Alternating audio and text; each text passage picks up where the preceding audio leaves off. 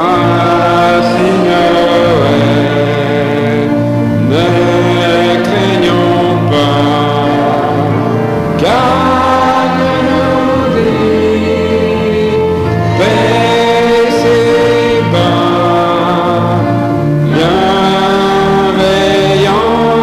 envers tous les hommes, pour nous aussi tels que nous sommes. Un sauveur nous est né, le Fils nous est donné.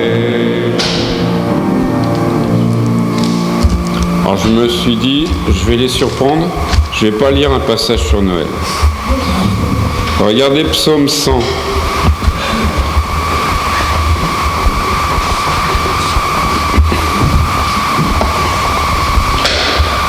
T'es dit, ils vont tous s'attendre à un passage sur Noël, qui sont des passages à lire.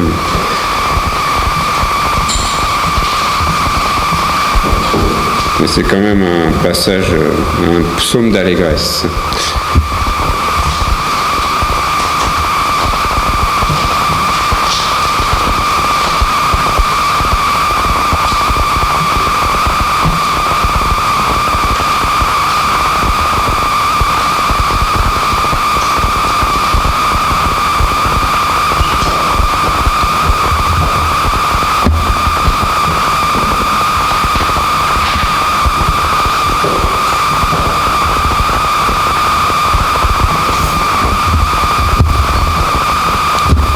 Psaume de louange. Poussez vers l'Éternel des cris de joie, vous tous habitants de la terre. Servez l'Éternel avec joie, venez avec allégresse en sa présence. Sachez que l'Éternel est Dieu. C'est lui qui nous a fait et nous lui appartenons. Nous sommes son peuple et le troupeau de son pâturage. Entrez dans ses portes avec des louanges, dans ses parvis avec des cantiques. Célébrez-le, bénissez son nom, car l'Éternel est bon. Sa bonté dure toujours et sa fidélité de génération en génération. Prions. Oui Seigneur, nous sommes heureux de pouvoir être dans ta maison, pouvoir te louer, pouvoir t'adresser des louanges, Seigneur, être reconnaissant de pouvoir être dans ta maison, de nous retrouver malgré ces temps difficiles, de pouvoir être ensemble, Seigneur. Nous te remettons le le message de ce matin, le culte qui a lieu dans ta maison. Nous savons que nous allons bientôt fêter Noël et pour nous chrétiens, c'est vraiment ce qui annonçait le salut, Seigneur, la naissance de ton enfant. Aide-nous à nous en souvenir et savoir que nous te devons notre salut, Seigneur. Cette certitude de savoir que nous serons en ta présence quand tu nous rappelleras à toi, Seigneur. Que tu bénisses vraiment cette matinée. Sois avec ceux pour qui nous prions, qui nous pensons. Sois avec notre pasteur. Prends soin de lui, de sa femme. Sois avec Thomas aussi, Seigneur, dans sa santé. Que vraiment tu bénisses ta parole, qu'elle touche nos cœurs ce matin. Au nom de Jésus. Amen. On va continuer les chants. Vous avez vu qu'on a un nouveau petit musicien. C'est bien, et tout à l'heure, elle nous interprétera un duo avec Pierre Michael. Regardez le numéro 280, enfin, je perds l'habitude, regardez ce qui est à l'écran. Je vais y arriver. C'est ça d'être âgé, on est moins souple, on a gardé ses habitudes. C'est comme le papier, quand il est plié, il est plié. Vous pouvez essayer de le repasser, mais il garde des petites marques. Ô joie immense, infinie.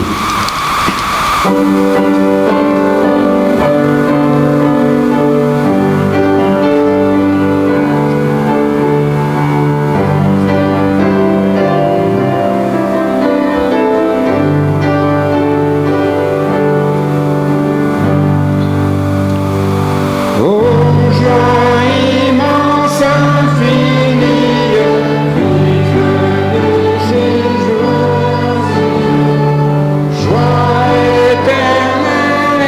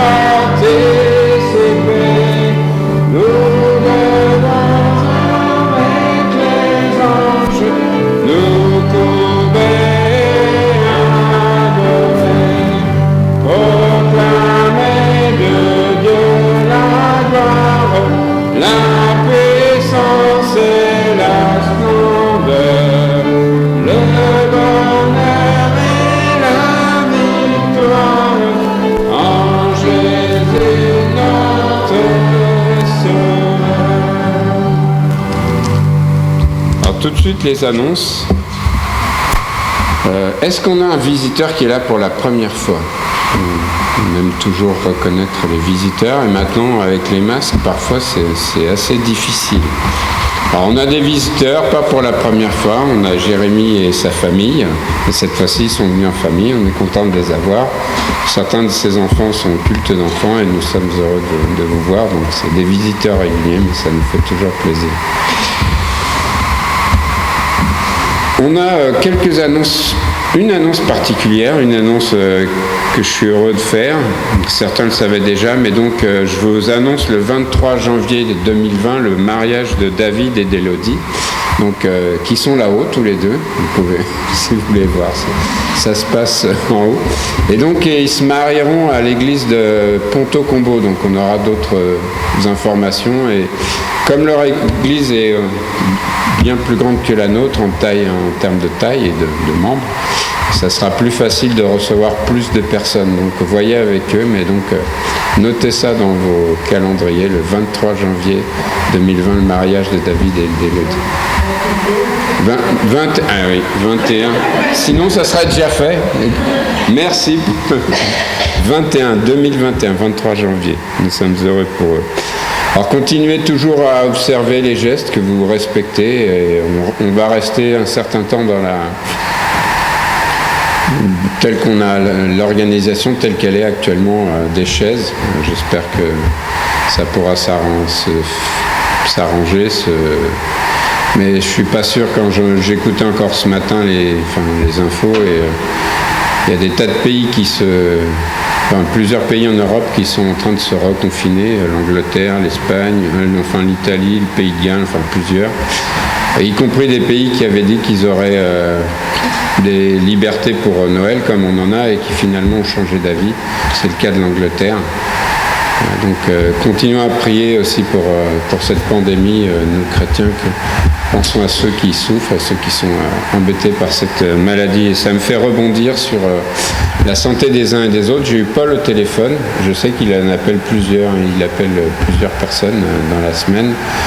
Je l'ai appelé hier et il venait de m'appeler, j'avais pas vu que j'avais un message de sa part. Mais priez pour lui parce que ça se trouve, il l'a attrapé. Au téléphone, il toussait beaucoup. Et il dit, et je lui dis, fais-toi tester.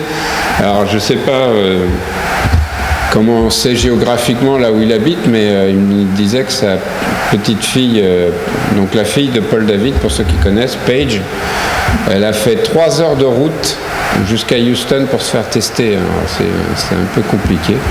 En tout cas, donc, priez pour lui, priez pour la santé d'Alexis. Et j'espère vraiment que ça c'est pas le cas, ou que comme il a les poumons fragiles, on avait vraiment besoin de penser à lui. Sinon il a un rendez-vous chez l'oncologue pour un scan le 15 janvier. ce qui retarde d'autant donc son retour. Je crois qu'il reviendra, je vous avais dit, fin février. Mais priez pour lui, priez pour la santé des autres membres. Si vous avez vous savez vous connaissez certaines personnes pour qui il faut prier, dites-nous-le. Je sais qu'on continue toujours à prier pour Thomas, mais il y a peut-être d'autres qui ont besoin, donc faites-le savoir.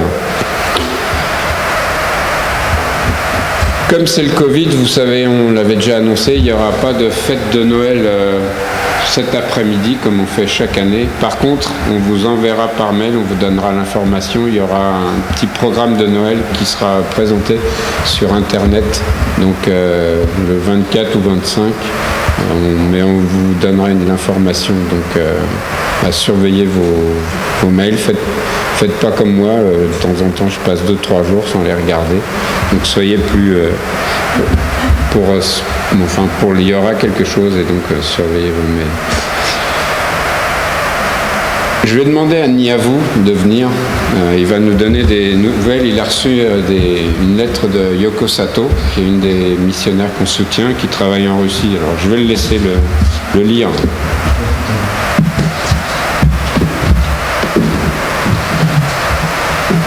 Bonjour à tous.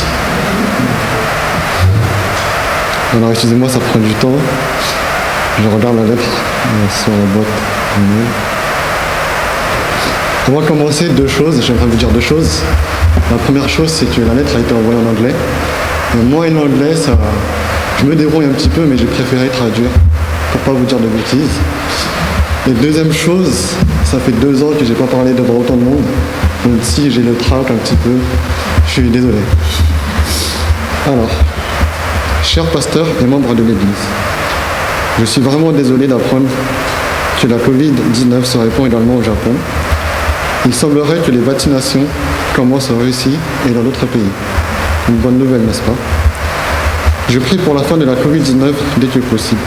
Actuellement, Saint-Pétersbourg serait la ville russe la plus gravement infectée par le coronavirus.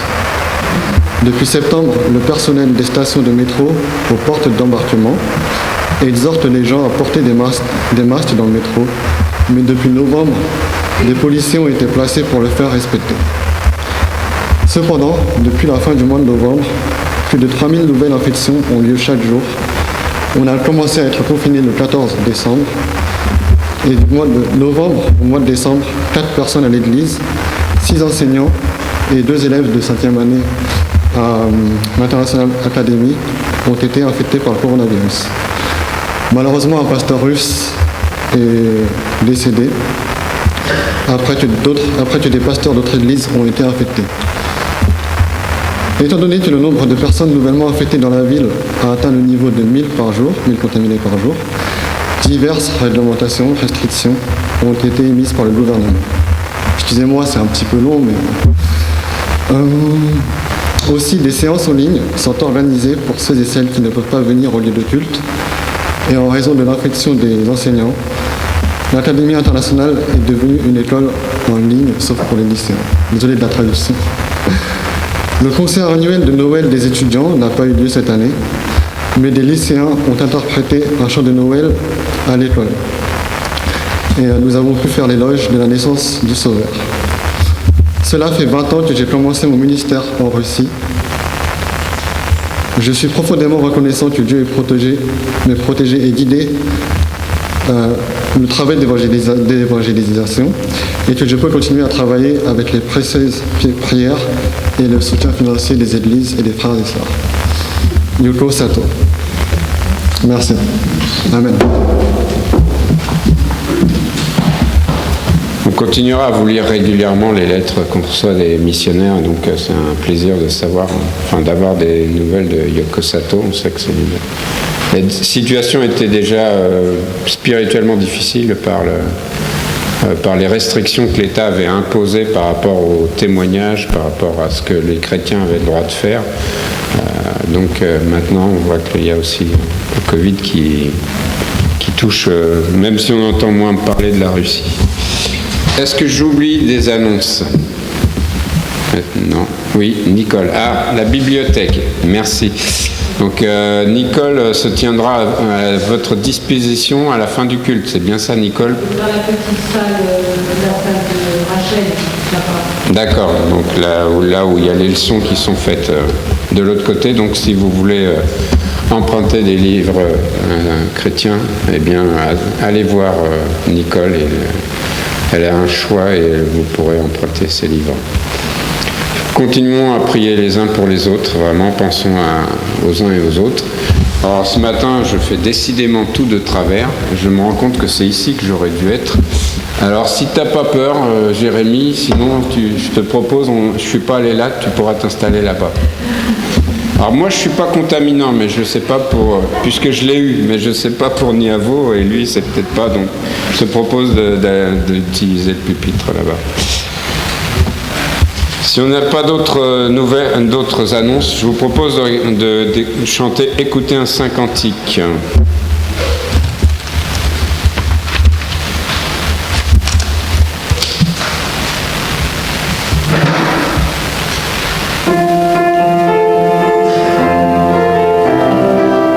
Je vous propose de vous lever pour ce chant. Écoutez un saint cantique, vient d'éclater dans les cieux. C'est un hymne magnifique, c'est un chant simple et joyeux. Les voix parcourant l'espace disent aux humains surpris, la loi fait place à la grâce et Moïse à Jésus-Christ. La promesse est accomplie, le salut nous est donné. En Christ Dieu réconcilie, sa justice est sans bonté. L'œuvre de la délivrance pour les captifs façonnés, c'est la nouvelle alliance. L'enfant Jésus nous est né. Et soudain perçant le voile du firmament ténébreux, l'éclat nouveau d'une étoile vers Judas jette ses feux. L'image de sa lumière accourt de l'Orient, et pour rendre gloire au Père, ils vont adorer enfant. Ce Jésus est notre frère, il a vécu parmi nous. Il meurt pour notre misère, et se libère pour nous. Sa charité nous enlace, il nous réunit nos cœurs, sachant accepter sa grâce. Jésus soit notre sauveur. Vous pouvez vous asseoir. Je vous avais annoncé un duo, donc je vais demander à Pierre William et Laura de nous interpréter un cantique.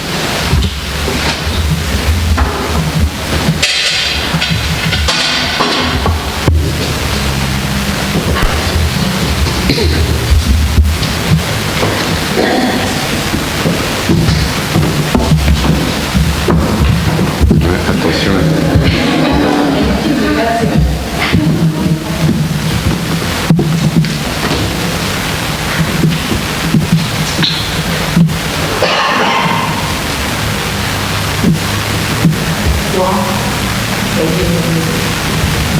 On a versé.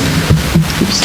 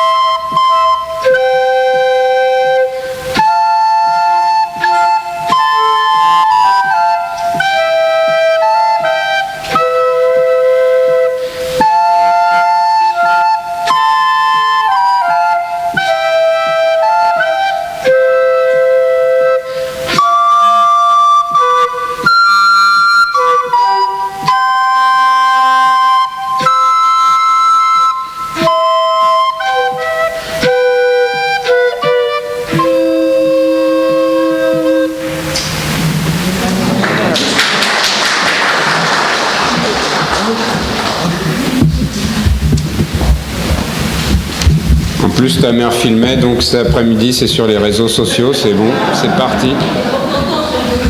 Hein?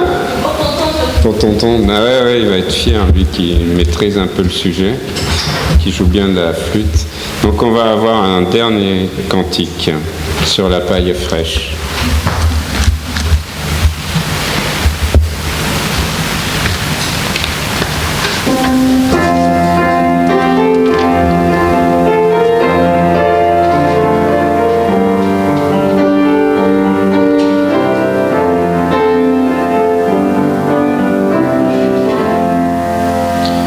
Sur la paille fraîche, dans l'enfant si beau, une pauvre crèche lui sert de berceau, de l'azur céleste, l'étoile sourit à l'enfant qui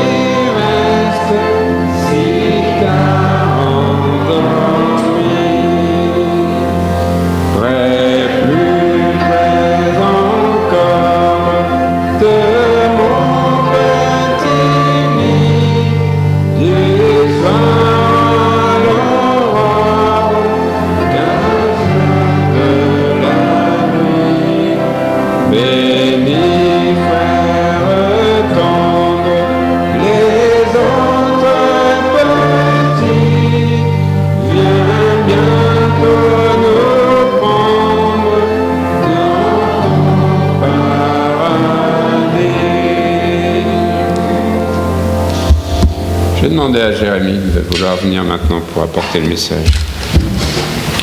Alors je te laisse libre choix.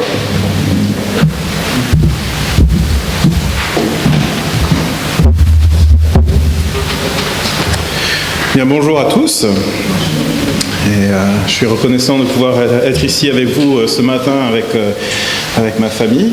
Et tout de suite après le culte, nous allons nous diriger vers mes parents qui habitent à Limay dans les Yvelines Et demain, on va descendre en Auvergne chez mes beaux-parents pour célébrer Noël avec la famille de mon épouse. Et donc, priez aussi pour nous pour tous ces déplacements aujourd'hui. Mais nous sommes effectivement reconnaissants de pouvoir être ici avec vous et de pouvoir célébrer avec vous cette période de Noël, de célébrer la naissance de notre Seigneur et Sauveur Jésus-Christ. Alors, ça m'a fait un petit peu sourire tout à l'heure quand tu as choisi ce passage dans les psaumes et tu as dit, une fois n'est pas coutume, on va choisir un passage qui ne parle pas de Noël. Le passage que j'ai choisi pour ce matin ne parle pas forcément de Noël non plus. Traditionnellement, quand on va prêcher à Noël, on va se diriger vers les textes de Matthieu ou de Luc, on va agrémenter cela avec les passages des prophètes comme Michée ou Ésaïe. Mais dans ce passage que nous allons lire dans quelques instants, il y a quand même une thématique qui se rapporte à la naissance de notre Sauveur et je vous laisserai dans quelques instants découvrir ce passage. Mais quand on regarde aux évangiles, on se rend compte que chacun d'entre eux va présenter Jésus-Christ d'une manière différente, n'est-ce pas ? On sait que les évangiles de Matthieu et de Luc sont les évangiles où on va retrouver les passages relatant la naissance du Seigneur, parler de la généalogie également de Jésus-Christ. Et on a Marc qui, il dit rien sur la naissance. Directement, il passe au ministère de Jean-Baptiste. Et on a l'évangile de Jean qui, lui, c'est presque comme Marc, on va tout de suite aborder le ministère du Seigneur. Mais juste avant cela, et c'est dans l'évangile de Jean que nous allons regarder, évangile de Jean, chapitre 1er. Juste avant cela, on a dans ce chapitre 1er une proclamation majestueuse de la divinité de Christ. Et donc c'est ce passage-là que nous allons regarder ce matin. Alors comme je disais, les évangiles présentent Jésus d'une manière différente, n'est-ce pas ? Matthieu va nous présenter Jésus en tant que roi. Et le texte de Matthieu, quand on regarde et on étudie de près, on se rend compte que c'était vraiment un évangile destiné au peuple juif, pour montrer que Jésus est le Messie roi que le peuple juif attendait depuis si longtemps. L'évangile de Marc, lui, nous présente plutôt Jésus-Christ dans ses actions, dans ses œuvres de serviteur. Et comme Marc fait beaucoup d'efforts pour expliquer les choses, les fêtes, les mots, ce qu'ils signifient, etc., on comprend que Marc s'adresse plutôt à un lectorat, on va dire, d'origine romaine. Ensuite, l'évangile de Luc nous présente vraiment Jésus-Christ comme l'homme parfait, la perfection de Christ qui est présentée. Et ça, les commentateurs vont généralement s'accorder pour dire, ça c'est vraiment pour les Grecs. Les Grecs recherchaient dans les aspects de leur vie la perfection, etc. Et donc Luc présente vraiment Jésus comme l'homme parfait. Et Jean, comme ce premier chapitre de Jean nous le montre, Jean veut nous révéler Jésus-Christ, Dieu. Et dans ce passage, il y a des termes qui m'ont fait penser justement à cette fête de Noël que nous allons bientôt célébrer. Jean chapitre 1er, à partir du verset 1er jusqu'au verset 14. Au commencement était la parole, et la parole était Dieu, et la parole était avec Dieu, et la parole était Dieu. Elle était au commencement avec Dieu. Toutes choses ont été faites par elle, et rien de ce qui a été fait n'a été fait sans elle. En elle était la vie, et la vie était la lumière des hommes. La lumière luit dans les ténèbres, et les ténèbres ne l'ont point reçue. Il y eut un homme envoyé de Dieu, son nom était Jean. Il vint pour servir de témoin, pour rendre témoignage à la lumière, afin que tous croient par lui. Il n'était pas la lumière, mais il parut pour rendre témoignage à la lumière. Cette lumière était la véritable lumière qui, en venant dans le monde, éclaire tout homme. Elle était dans le monde, et le monde a été fait par elle, et le monde ne l'a point connue. Elle est venue chez les siens, et les siens ne l'ont point reçue.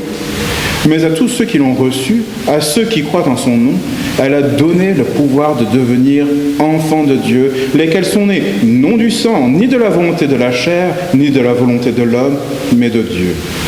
Et la parole a été faite chair, et elle a habité parmi nous, pleine de grâce et de vérité. Et nous avons contemplé sa gloire, une gloire comme la gloire du Fils unique, venu du Père.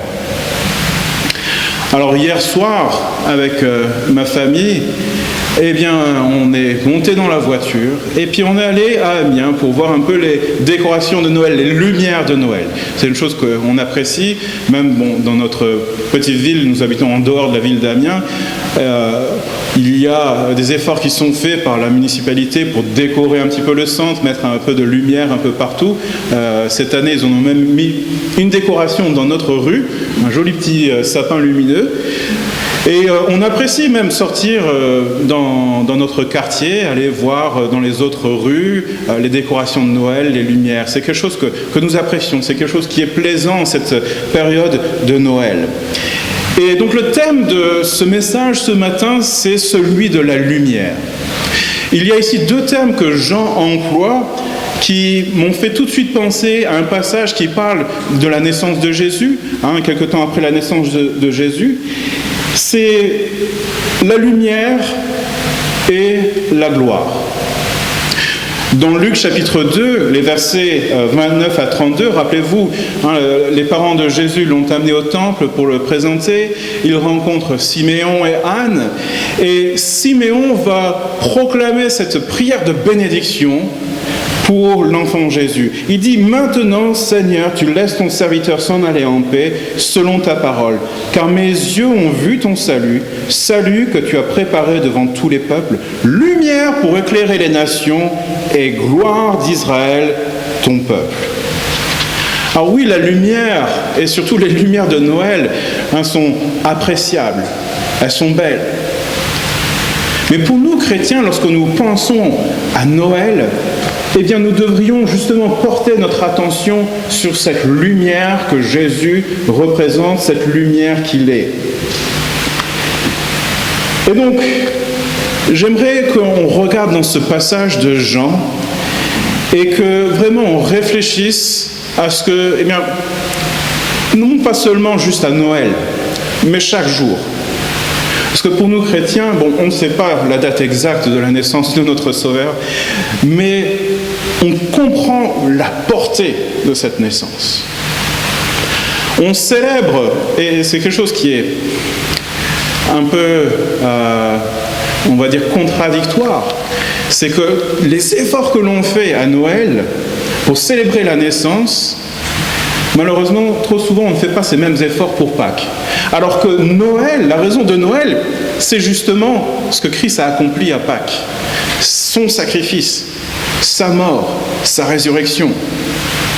Mais nous comprenons donc que pour nous, Noël, c'est bien plus qu'une fête où on se retrouve en famille, même si cette année c'est dans des conditions inhabituelles, contraignantes. On comprend que Noël, eh bien, c'est la lumière de Dieu qui a éclaté en ce jour-là.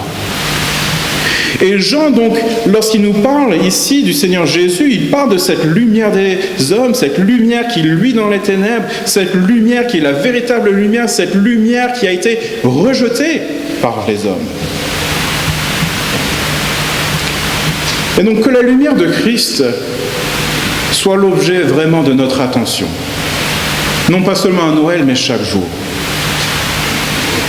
Tout d'abord, la lumière de Dieu, quand elle a éclaté à la naissance du Seigneur Jésus, il y a cette thématique de la lumière qui revient fréquemment, n'est-ce pas? D'abord, il y a eu cette étoile qui a guidé les mages, mais avant cela, il y avait les anges qui sont apparus aux bergers avec cette lumière éclatante. Nous sommes invités à contempler la lumière, à contempler qui est Jésus-Christ. Et Jean, ici, dans son introduction, il nous met d'emblée le point focal de tout son évangile. Jésus-Christ est Dieu, il est la parole faite chair, cette parole créatrice, il est la lumière, il est la source de vie. Et donc ici, lorsque nous contemplons réellement cette lumière qu'est Jésus-Christ, nous ne pouvons que voir sa divinité telle que Jean ici nous la présente. Jésus est la lumière. Il va répéter cela, Jean, il va retranscrire les paroles mêmes du Seigneur Jésus-Christ quelques chapitres plus loin, au chapitre 9, verset 5, lorsque Jésus a déclaré « Je suis la lumière du monde ». La raison de la venue de Christ a été pour éclairer ce monde enténébré dans ce péché, de montrer la lumière pure et éclatante de Dieu. La lumière, nous le savons, produit des effets hautement bénéfiques.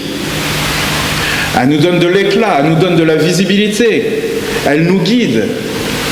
La lumière aussi apporte de la chaleur. Quand on pense à la lumière sur même le plan physique, quasiment tous les êtres vivants ont besoin de lumière. Surtout en cette période d'hiver, peut-être votre médecin vous a recommandé de prendre de la vitamine D, parce que normalement la vitamine D, nous la recevons avec le soleil. Mais généralement en hiver, déjà les jours sont plus courts et on sort beaucoup moins. Et donc, il y a souvent un manque de vitamine D dans le corps. Et donc, les médecins vont prescrire cela à leurs patients. Mais on reconnaît les bénéfices de la lumière sur les êtres vivants.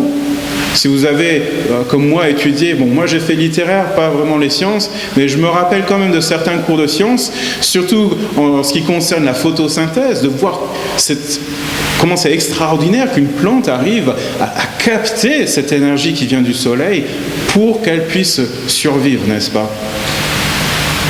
Sur le plan spirituel, toutes ces notions, nous pouvons les appliquer également. Nous avons besoin de la lumière de Christ pour vivre et survivre.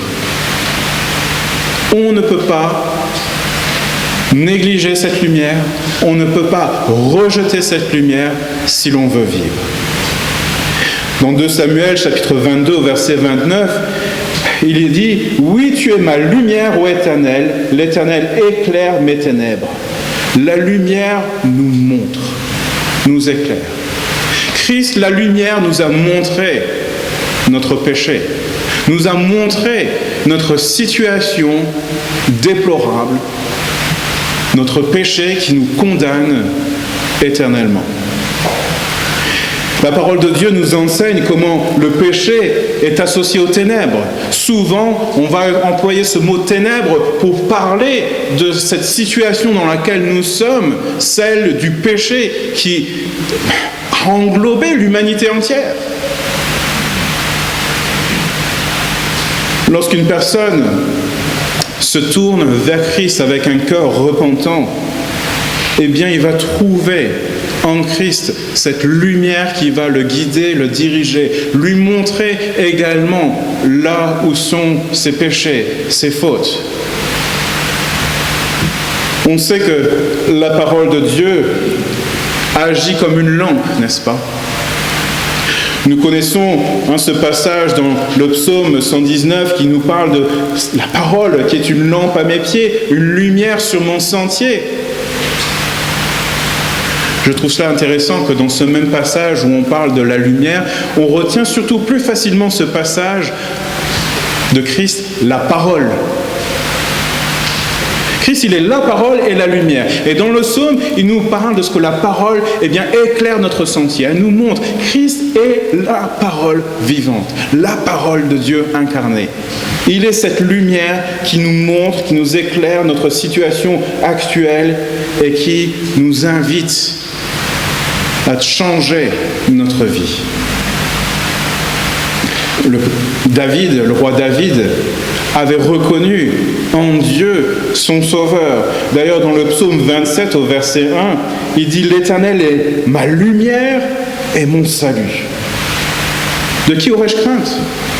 L'Éternel est le soutien de ma vie. De qui aurais-je peur? La lumière nous rassure. Non seulement la lumière est notre salut, mais elle nous rassure également dans ce monde de ténèbres dans lequel nous vivons. Mes enfants, les plus jeunes, on a mis des petites lumières dans les couloirs, pour les WC également, pour qu'ils n'aient pas peur dans l'obscurité. Souvent même, et là je suis en train de travailler avec eux pour que ça change un petit peu, ils laissent la lumière dans le couloir, grande allumée. Non, vous avez assez de petites lumières là pour être rassurés, même pour voir un petit peu où vous allez quand vous vous levez le soir pour aller aux toilettes. Et donc j'éteins les lumières. Mais la lumière a cet effet rassurant. Et David trouvait cet aspect rassurant dans la lumière qui vient de Dieu. Elle nous rassure. Croyez-moi, dans ce monde où, en ce moment, les gens sont inquiets quant à leur santé, quant à leur travail, sont inquiets pour les membres de leur famille, ils ne savent pas ce qui va se passer, beaucoup d'incertitudes. Nous avons, nous chrétiens, en Christ, cette lumière qui nous rassure. Parce que c'est cette même lumière qui nous a déjà sauvés. Cette même lumière qui nous a arrachés des ténèbres. Et donc oui, nous sommes invités à contempler cette lumière parce qu'elle est la source de la vie, elle est la vie. Elle nous permet de discerner le bien du mal, de voir le péché qui est dans notre vie, qui a besoin d'être éradiqué, qui apporte également cette confiance, ce courage qui est indispensable pour le chrétien dans ce monde de ténèbres. Je ne sais pas si vous avez déjà été dans l'obscurité totale. Il y a des années cela, quand j'étais un jeune adolescent, l'un des missionnaires qui travaillait avec mon père, c'est lui qui s'occupait des jeunes, et on a fait une activité, et je ne sais plus exactement pourquoi, on s'est retrouvé dans cette situation, mais on s'est retrouvé dans une sorte de grotte où il n'y avait alors absolument pas de lumière. On était venu avec les lampes de poche, puis à un moment donné, on a éteint les lumières, mais alors on ne voyait rien. Même, je pouvais mettre ma main devant comme ça, je ne voyais rien. Et à cette époque-là, il n'y avait pas non plus les téléphones portables qui servaient de lampe de poche. Hein. Mais l'obscurité, on a tout très vite cette impression une sorte de pression, d'apesantissement. Hein, on se sent à l'étroit presque. Et dans ce monde spirituel dans lequel nous vivons, en tant que chrétiens, nous pouvons parfois nous sentir comme cela, oppressés par le péché qui nous entoure, par les décisions de la société, des gouvernements qui s'enlisent davantage dans le péché chaque jour. Mais si nous sentons cette impression, nous avons aussi cette assurance, cette rassurance que nous connaissons la lumière. Et cette lumière va apporter la joie aux chrétiens. Je crois que vraiment la différence que nous pouvons apporter, nous, chrétiens dans ce monde, c'est de vraiment vivre ce que Paul a dit aux Philippiens, « Réjouissez-vous toujours dans le Seigneur ». Je le répète, réjouissez-vous, l'épître de la joie. Et que notre joie puisse faire cette différence dans ce monde de ténèbres. Dans le Proverbe 13 au verset 9, le sage écrit « La lumière des justes est joyeuse, mais la lampe des méchants, elle s'éteint. » Quel contraste! Beaucoup de gens vont se retrouver ce Noël isolés, déprimés, parce que eux, leur joie, elle va être attachée à leur relation avec la famille ou les amis, ou attachée à la notion de faire la fête, de s'enivrer, de manger beaucoup, etc. Mais la joie du chrétien, elle découle de cette lumière que nous avons en Jésus-Christ. Nous sommes également invités à réagir à cette lumière. Jean nous dit « la lumière éclaire tout homme ». Mais il nous montre aussi que tous les hommes n'ont pas réagi de la même manière à cette lumière.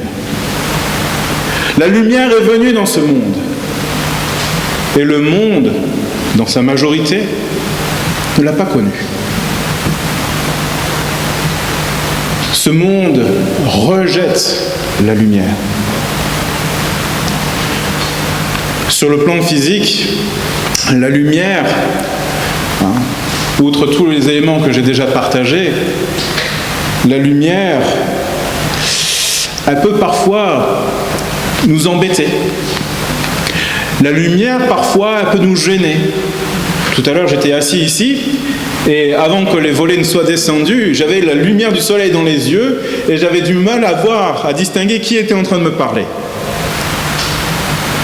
Le matin aussi, au réveil, je ne sais pas si vos parents faisaient ça, mais quand on est ado, généralement on dort un peu plus longtemps, on aime bien rester dans son lit, et parfois les parents ils sont obligés de venir dans la chambre, et paf, on allume les lumières, et alors là c'est un éclat éblouissant, et puis on ferme les yeux, on ne veut pas voir la lumière.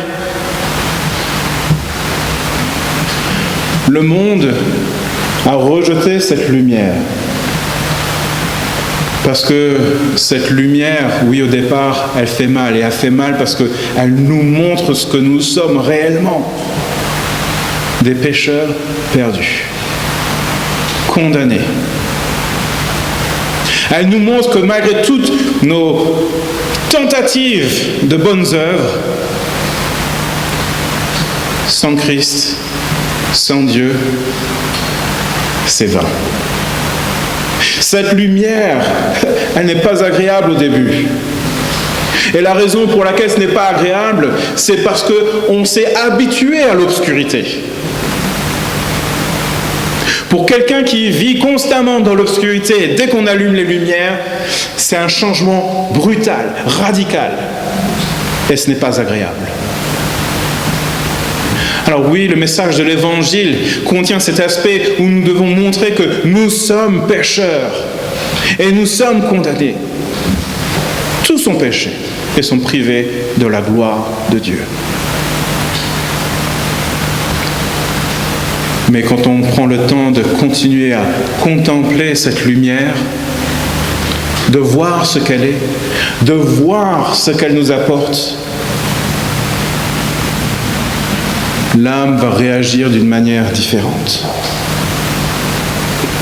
Même si l'humanité dans son ensemble ferme les yeux à la lumière de la parole, la lumière va continuer de briller. Elle ne va pas s'éteindre. Et cette lumière qui, en quelque sorte, nous condamne, nous juge, elle est aussi cette source de salut pour nous. Au chapitre 3 de cet évangile de Jean, au verset 19, Jean nous dit, et ce jugement, c'est que la lumière étant venue dans le monde, les hommes ont préféré les ténèbres à la lumière parce que leurs œuvres étaient mauvaises. Cette lumière qui est venue dans le monde a été refusée parce que l'humanité se complaît dans ce péché. Elle se complaît dans l'obscurité, dans les ténèbres. Mais nous comprenons aussi donc que cette lumière, elle est la source de notre salut. Toujours dans cet évangile de Jean, au verset 12 du chapitre 8, Jésus leur parla de nouveau et dit « Je suis la lumière du monde. Celui qui me suit ne marchera pas dans les ténèbres, mais il aura la lumière de la vie. » Et donc pour ceux qui acceptent, pour ceux qui ont reçu cette lumière, qui ont reconnu en Christ leur Sauveur, qui se sont repentis de leurs péchés, cette lumière est devenue leur salut. Celui donc qui accepte cette lumière a la lumière de la vie en lui. L'objectif de l'évangile de Jean est de présenter Jésus-Christ, le Dieu vivant. Dans Jean chapitre 12, verset 46, il nous montre on va dire un peu plus précisément son objectif. Lorsque il dit « Je suis venu comme une lumière dans le monde, afin que quiconque croit en moi ne demeure pas dans les ténèbres. » Christ a répété cela encore une fois. Le désir de Dieu, c'est que nous connaissions sa lumière et que nous sortions de cette obscurité. Et outre cette vie nouvelle que nous possédons en Jésus-Christ, Dieu nous dit, nous possédons la lumière. Et Jean, dans ce passage, dans ce premier chapitre que nous avons lu, nous montre également que par cette lumière, nous sommes devenus enfants de Dieu. Nous ne sommes plus des enfants des ténèbres, nous sommes des enfants de la lumière, n'est-ce pas? Nous ne sommes plus des enfants de colère, mais nous avons bénéficié de la grâce et de l'amour de Dieu. Et dans sa grâce immense, ici, Dieu nous montre son plan de rédemption pour l'humanité. Et son plan pour nous ne se limite pas juste à nous sauver. Son plan pour nous continue même après notre salut, après notre conversion. Parce qu'il a fait de nous ses enfants par adoption. Il a fait bien plus que cela, n'est-ce pas? Comme l'apôtre Pierre nous le dit dans sa seconde épître, au chapitre 1er, versets 3 et 4, il nous dit « Sa divine puissance nous a donné tout ce qui contribue à la vie et la piété au moyen de la connaissance de celui qui nous a appelés par sa propre gloire et par sa vertu. Celle-ci nous assure de sa part les plus grandes et les plus précieuses promesses, afin que par elle, vous deveniez participants à la nature divine, et en fuyant la corruption qui existe dans le monde par la convoitise. » Par la grâce de Dieu, par le salut en Jésus-Christ, non seulement mes péchés ont été pardonnés, effacés, non seulement j'ai été adopté et je suis devenu enfant de Dieu, mais Dieu me rend participant à sa nature divine. Et donc maintenant, nous qui appartenons à Dieu, nous possédons cette caractéristique divine parce que nous avons accepté cette lumière, nous l'avons reçue. Eh bien, nous sommes nous-mêmes devenus lumière. Christ avait dit, « Je suis la lumière du monde » pendant qu'il est là sur terre. Mais Christ n'est pas resté ici, il est retourné au ciel. Mais avant de retourner au ciel, il a aussi proclamé quelque chose à ses disciples. Dans Matthieu chapitre 5, les versets 14 à 16, et c'est là où il y a cette troisième invitation par rapport à la lumière. Nous sommes invités à diffuser cette lumière. Matthieu 5, versets 14 et 16 nous dit « Vous êtes la lumière du monde. Une ville située sur une montagne ne peut être cachée. Et on n'allume pas une lampe pour la mettre sous le boisseau, mais on la met sur le chandelier, et elle éclaire tous ceux qui sont dans la maison.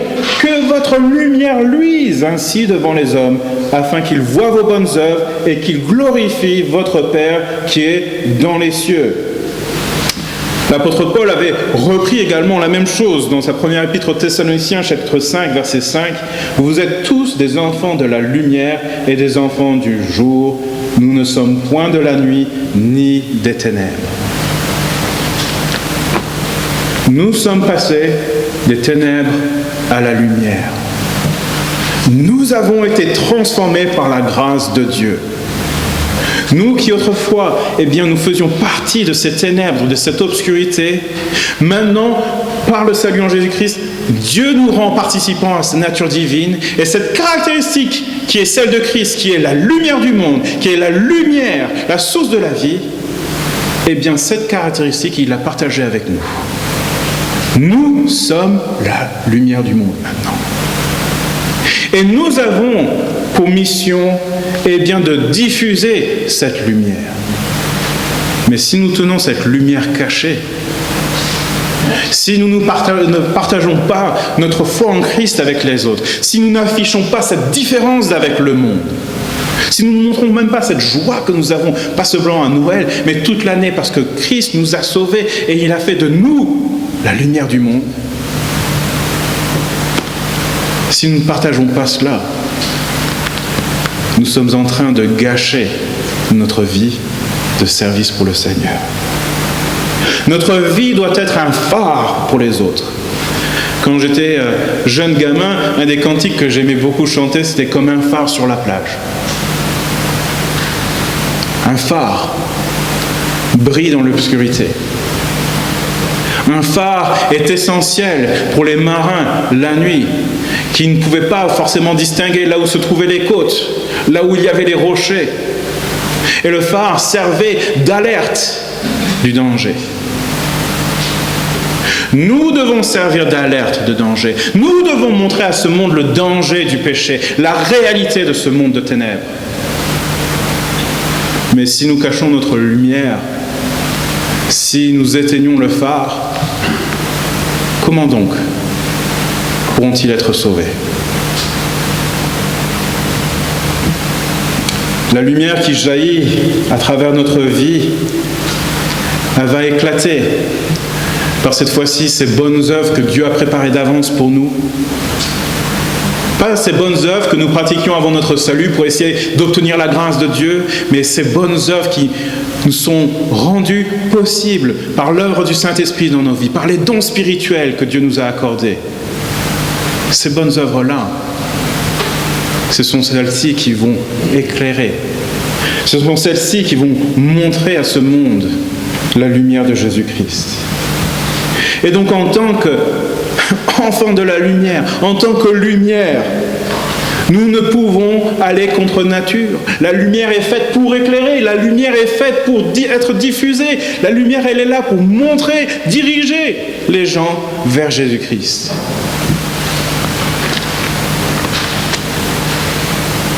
Dans Éphésiens, l'apôtre Paul, au chapitre 5, à partir du verset 8, nous dit « Autrefois, vous étiez ténèbres. » Mais ça, c'est fini.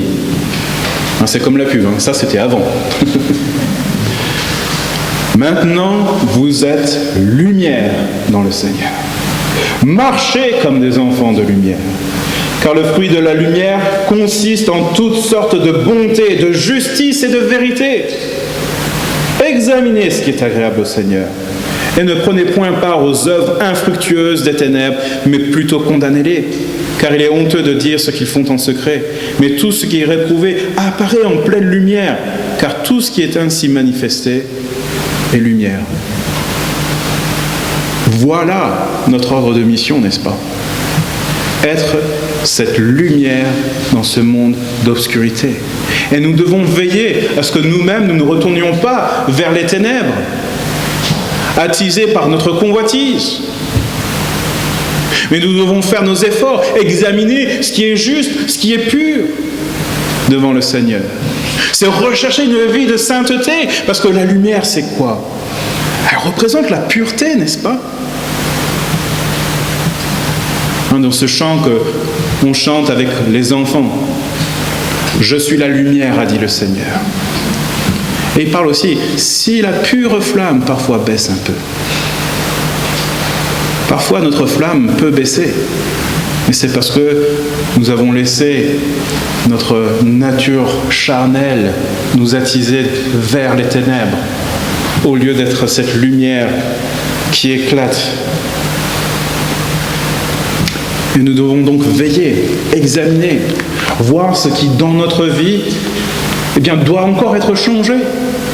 Et ce n'est pas parce qu'on a 10, 15 ou 20 ans de vie chrétienne que nous sommes parfaits, que nous n'avons pas besoin de changement, d'amélioration. Ne devons-nous pas marcher de progrès en progrès? Rappelez-vous que le modèle, c'est Christ. Et plus on regarde à ce modèle, plus on se rend compte que il y a encore tellement de choses à changer, n'est-ce pas? Mais par la grâce de Dieu, nous pouvons, à la lumière des Écritures, discerner le bien du mal dans cette société, mais aussi dans notre vie. Et donc c'est essentiel pour nous de veiller sur notre propre vie. Jean, dans sa première épître, cette fois-ci au chapitre 1er, les versets 5 et 7 nous dit des choses très intéressantes par rapport à notre témoignage et par rapport à la lumière. La nouvelle que nous avons apprise de lui et que nous vous annonçons, c'est que Dieu est lumière, qu'il n'y a point en lui de ténèbres. Si nous disons que nous sommes en communion avec lui et que nous marchions dans les ténèbres, nous mentons et nous ne pratiquons pas la vérité. Mais si nous marchons dans la lumière, comme il est lui-même dans la lumière, nous sommes mutuellement en communion. Et le sang de Jésus, son Fils, nous purifie de tout péché. Ce n'est pas parce que vous dites que vous êtes chrétien et que vous faites de bonnes œuvres que vous êtes en train de marcher dans la lumière. S'il y a encore des choses dans votre vie qui sont davantage ténèbres que lumière, nous avons besoin de rectifier cela. Parce que maintenant, nous avons une relation nouvelle avec Dieu. Nous ne sommes plus condamnés, nous ne sommes plus damnés pour l'éternité, mais nous sommes devenus ses enfants. Nous sommes devenus participants à sa divine nature qui est la lumière. Et on sait que Dieu est lumière, mais il est également saint et juste, grâce, amour. Il est vérité également. Et nous devons veiller à ce que notre témoignage dans ce monde de ténèbres soit un témoignage véritable, réel, concret. Sinon, nous mentons. Jean-Baptiste, qui est venu rendre témoignage à la lumière, comme il est dit au verset 7, nous montre un peu l'exemple à suivre, n'est-ce pas? Il était là pour préparer le chemin pour le Seigneur Jésus. Son rôle a été de présenter Christ, le Sauveur, l'agneau de Dieu qui ôte le péché du monde. De nous présenter Jésus comme étant le seul chemin qui puisse nous amener vers la réconciliation avec Dieu. Et comme Jean a rendu témoignage à la lumière, nous aussi, nous devons rendre témoignage à cette lumière et la diffuser dans notre vie. Et donc notre objectif en tant que lumière, c'est de faire éclater la vérité afin que le plus grand nombre puisse voir cette lumière, la contempler et être encouragé à ne pas rejeter cette lumière, mais encouragé à regarder cette lumière, à s'adapter à cette lumière et voir la réalité de notre vie et le besoin du salut en Jésus-Christ. Ces choses que Jean nous a retranscrites, il nous explique pourquoi il l'a fait. Au chapitre 20, verset 31, il dit « Ces choses ont été écrites afin que vous croyiez que Jésus est le Christ, le Fils de Dieu, et qu'en croyant, vous ayez la vie en son nom. » Voilà l'objectif de l'évangile de Jean. Voilà aussi l'objectif que nous devrions avoir en étant cette lumière dans ce monde de ténèbres, c'est que les personnes autour de nous puissent croire que Jésus est le Christ, qu'il est le Fils de Dieu, et qu'ils puissent avoir en lui la vie éternelle en son nom. Oui, c'est un monde de ténèbres, mais même la plus petite lumière va marquer la différence. Une des choses que j'ai appris aussi pendant mon service militaire, moi j'étais parmi ceux qu'on appelle les planqués. C'est-à-dire moi j'étais au mess des officiers et je servais les repas aux généraux et colonels et compagnie. Donc c'était tranquille. Mais on nous a appris aussi que pendant les manœuvres, c'était interdit de fumer les cigarettes. Parce que même la lumière d'une cigarette la nuit, elle peut se voir très loin. C'est pourtant une toute petite lumière. Quand quelqu'un fume une cigarette, on a un petit peu de rouge comme ça.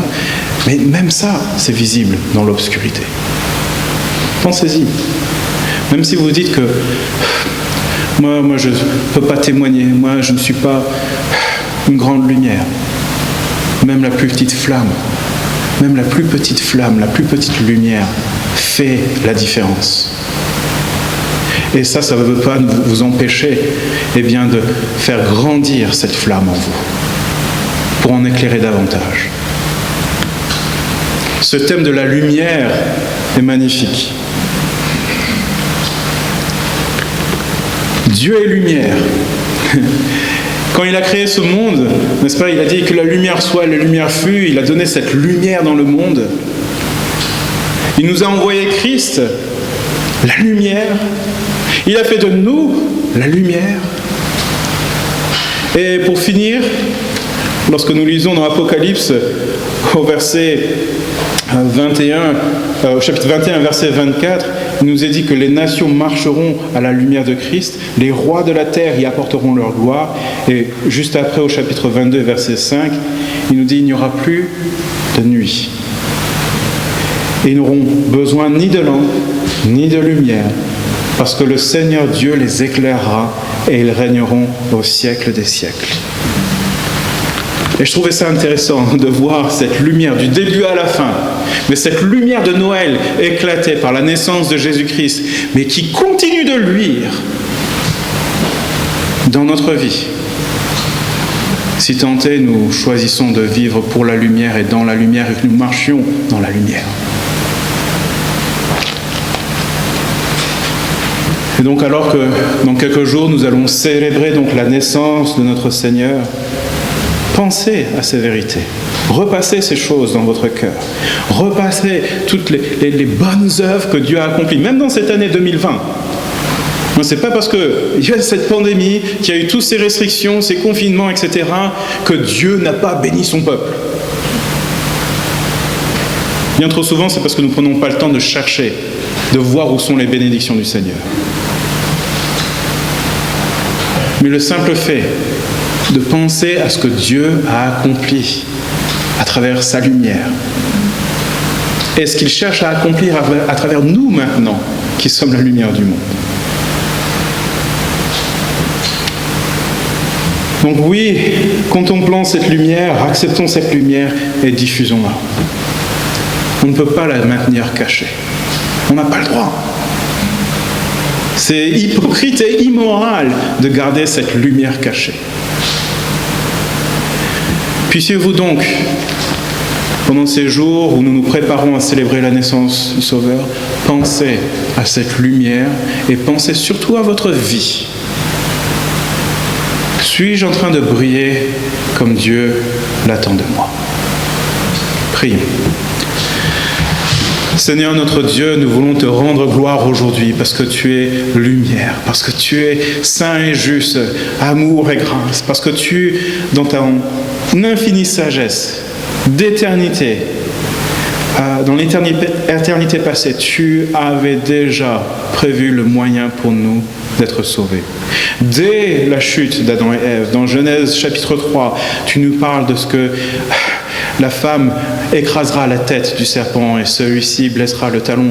Mais déjà là, tu nous avais donné un avant-goût, une prophétie concernant la solution au péché, la solution pour exterminer le mal. Et Seigneur, nous voulons te rendre gloire parce que tu as tenu tes promesses. En Jésus-Christ, toutes les prophéties que tu avais apportées sur le Messie, sur ce Messie roi, sur ce serviteur humble, sur cet homme parfait, sur le Messie Dieu, ont été accomplies en Jésus-Christ. Et Seigneur, nous voulons te rendre gloire ce matin parce que tu nous as donné cette lumière, nous avons pu contempler cette lumière. Même si nous n'avons pas vu la gloire du Seigneur Jésus comme les disciples ont pu le constater lors de la transfiguration. Mais chaque jour que tu fais et que tu nous accordes cette vie ici-bas, tu nous montres ta grâce, et cette grâce glorieuse, tu nous montres cette lumière par ta parole, et tu nous invites à propager cette lumière à travers notre vie, parce que tu as fait de nous des lumières. Et Seigneur, je prie pour chacun ici présent. Tout d'abord, s'il y a quelqu'un qui n'a pas fait ce pas vers la lumière, vers Jésus-Christ, pour être sauvé de ses péchés, qu'aujourd'hui soit ce jour. Mais je prie aussi pour ceux et celles qui se doutent bien que leur vie actuellement n'est pas une lumière qui éclate, une lumière qui brille, qui dirige vers Jésus-Christ. Je te prie, Seigneur, de les aider à comprendre l'importance de leur vie ici-bas, de comprendre surtout le danger qui existe encore pour tous ceux qui ne connaissent pas Jésus-Christ, de cette responsabilité que nous avons de faire connaître Jésus-Christ autour de nous.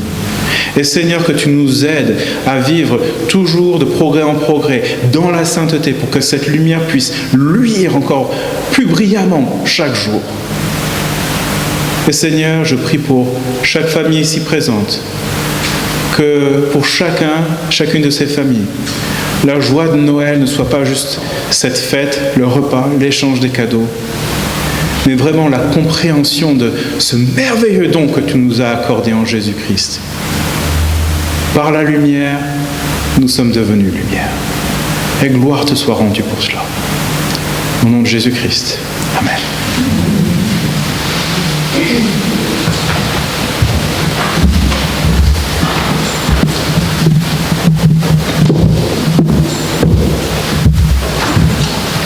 On va avoir un chant d'appel. La voix du Seigneur m'appelle. On va se lever pour ce chant d'appel.